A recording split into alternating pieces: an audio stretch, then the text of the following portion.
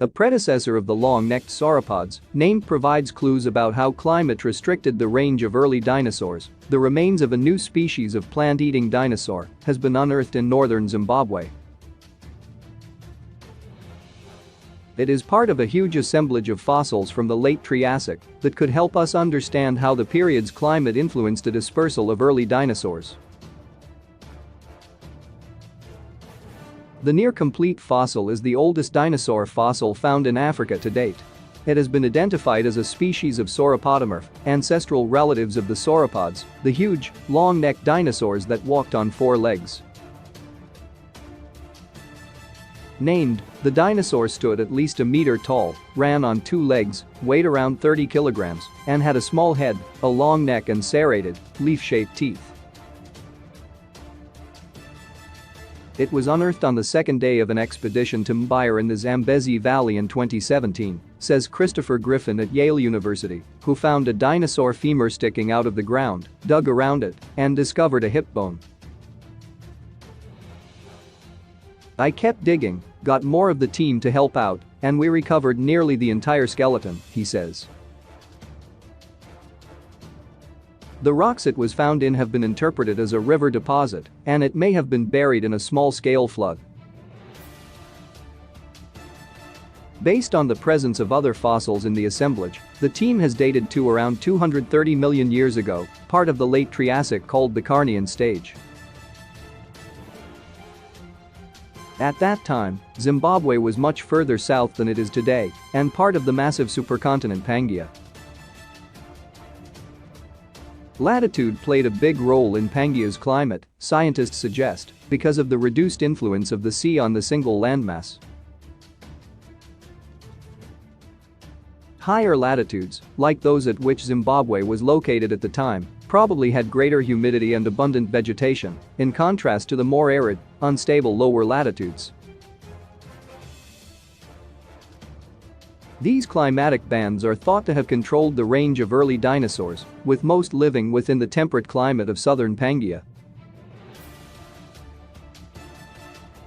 Dinosaurs are thought to have avoided the harsh deserts to the north of this zone, to which they weren't well adapted.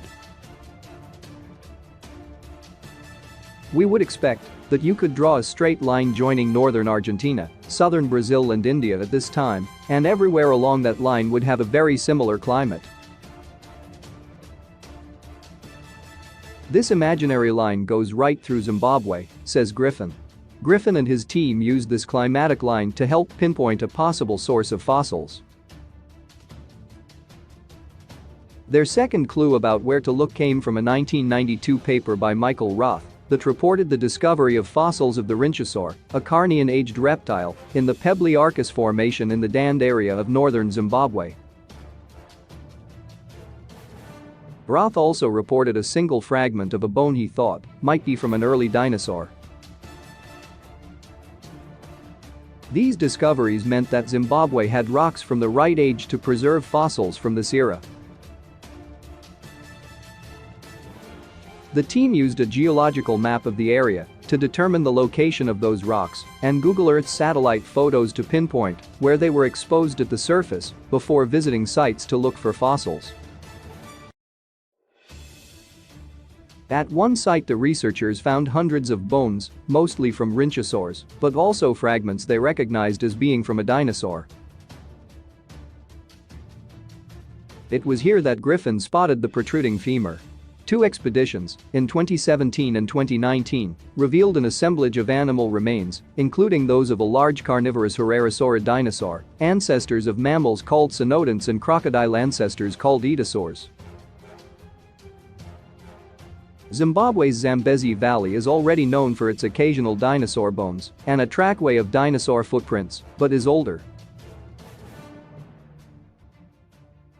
What this means is that Zimbabwe records the transition from the earliest dinosaurs, when they were more rare, to a time when dinosaurs had become much more abundant and dominant, says Griffin. Anyasaya Chinsami Turan at the University of Cape Town, South Africa, says the latest find provides a unique glimpse into the faunal diversity that existed in that part of northern Zimbabwe 230 million years ago. The fact that the fauna resembles other similar-aged Carnian deposits in Argentina, as well as in Brazil and India, strongly supports the hypothesis that the distribution may be linked to climatic barriers, she says. In July, she and her colleagues described a new iguanodontian dinosaur found in South Africa's Eastern Cape province. Having two dinosaur finds from Africa, announced just a month apart is, she says, tremendous. The new Zimbabwean fossil find comes as Australian firm Invictus is next month expected to begin exploratory drilling for oil and gas across a vast section of the Cabora Bassa Basin, the area in which the fossil-rich rocks are deposited. It is my earnest hope that the necessary agreements are in place for the safety of the fossils, as well as for rehabilitation post-exploration, says Chinsumi Turan.